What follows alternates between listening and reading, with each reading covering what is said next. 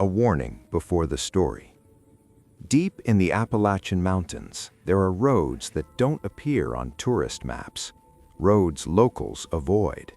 Roads with no signs, no lights, and no witnesses. People who disappear there are usually explained away as accidents, lost hikers, car trouble, bad decisions. But sometimes, the road itself is the trap. The opening. Isolation. The film opens in the remote mountains of West Virginia. Endless trees stretch in every direction, cutting off the world beyond them. There are no nearby towns, no traffic, no sense of safety, only wilderness. Two rock climbers scale a steep cliff, joking and enjoying the adrenaline. They're high above the forest floor, suspended by ropes, completely exposed. The mood is calm, until it suddenly isn't. From the trees below, something moves, a shadow, then another. Without warning, the rope holding one climber snaps. The man screams as he falls to his death, disappearing into the trees. The second climber is left hanging, helpless, as the camera drifts back into the forest, implying this was no accident. The mountains have already claimed their first victims. Chris enters the story. Elsewhere, far from the cliffs, a young man named Chris Flynn drives alone on a highway. He's clean-cut, focused, clearly under pressure. He's on his way to an important job interview, a chance to change his future. Traffic suddenly grinds to a complete stop. An accident up ahead blocks the road for miles. Chris checks the time, growing anxious. He can't afford to be late. Trying to outsmart the delay, he studies his map and notices a narrow back road cutting through the mountains. It looks faster, quieter, empty. Ignoring his instincts, Chris turns off the highway. That decision seals his fate.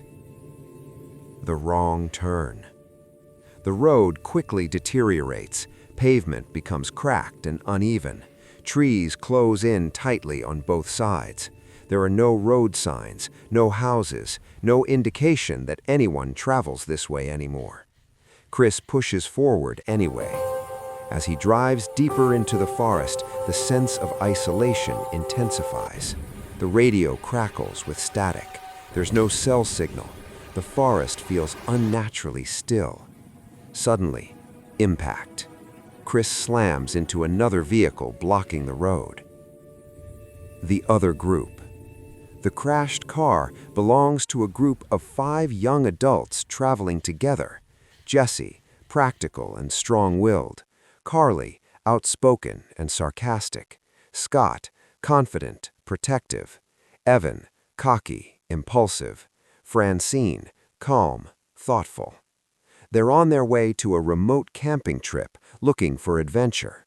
Now they're stuck. Both vehicles are damaged, the road is completely blocked, and there's still no signal. At first, everyone treats it like bad luck. Jokes are made, tempers flare.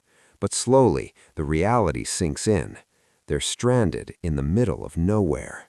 And someone put that car there on purpose. The bad plan. After arguing about what to do, the group decides to split up. Some will stay behind with the vehicles, hoping another car might pass, even though the road looks abandoned. Chris, Jesse, and Carly decide to hike through the woods to find help. They believe there must be a ranger station or cabin nearby. It feels like the logical choice. It isn't. Into the forest. As the 3 walk deeper into the woods, the environment changes. The trees grow denser, the light fades, the forest swallows sound. They notice strange things, broken branches arranged unnaturally, animal carcasses hanging from trees, footprints that don't look quite human. They brush it off as hunters, locals, nothing more. But the camera lingers behind them. They're not alone. The house. After hours of walking, they discover a small cabin hidden deep in the forest. It looks old, weathered, and isolated, but clearly occupied. Relief quickly turns to unease.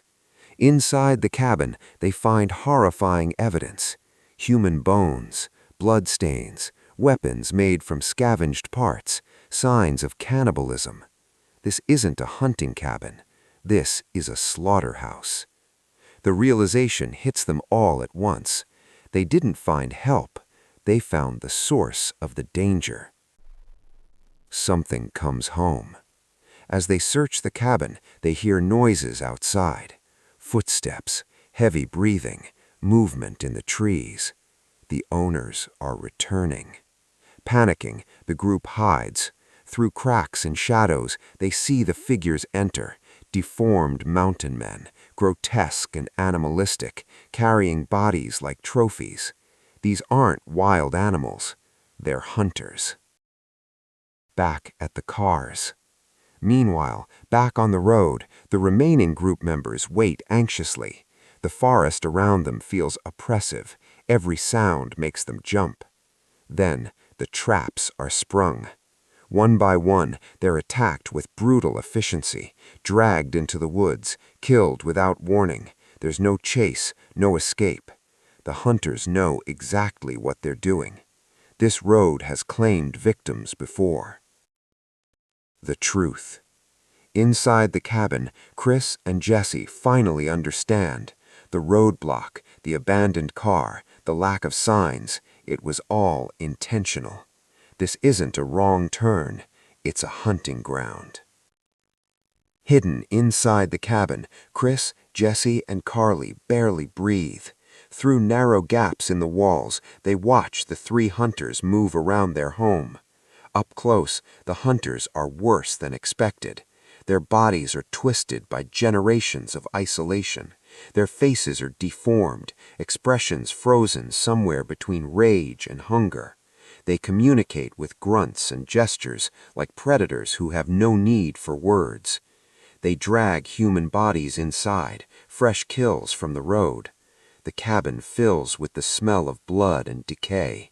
This isn't a place where people are kept alive. The rules of the forest. From their hiding place, the survivors slowly piece together the truth. These men live completely outside society, survive by hunting travelers, know the forest perfectly, set traps long before anyone arrives. The road Chris took wasn't an accident, it was a funnel. Anyone who enters becomes prey. Escape attempt. When the hunters become distracted, Chris signals the others. This is their only chance. They slip out of the cabin and run. Branches cut into their skin, roots trip their feet, panic destroys coordination. The forest, once silent, now feels alive, closing in on them. Behind them, a roar echoes through the trees. The hunt has begun. Back on the road, too late. At the crash site, Evan and Francine are the only ones left alive. The others are already gone. They hear something moving in the woods. Evan grabs a weapon and goes to investigate, convinced he can handle whatever's out there. He's wrong. A hidden trap snaps shut instantly, killing him, and Francine watches in horror as his body is dragged away into the trees, his screams cut short. She is alone. The forest turns hostile. Chris and Jesse try to stay together, but fear fractures their focus. They hear footsteps everywhere, behind them, beside them, sometimes directly above them. The hunters don't rush. They herd. One wrong step sends Jessie tumbling into a trap. She's wounded, screaming, slowing the others down. They can't save her. They don't even get the chance. A hunter emerges from the trees and kills her brutally, right in front of them. Chris and Jesse run, knowing that stopping means death. Francine's last stand.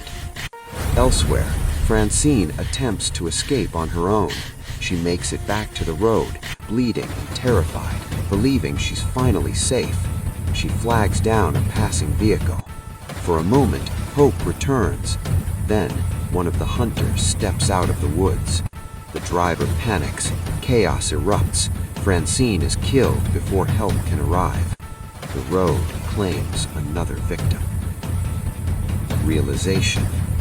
Chris and Jesse finally stop running long enough to understand something horrifying. The hunters are toying with them.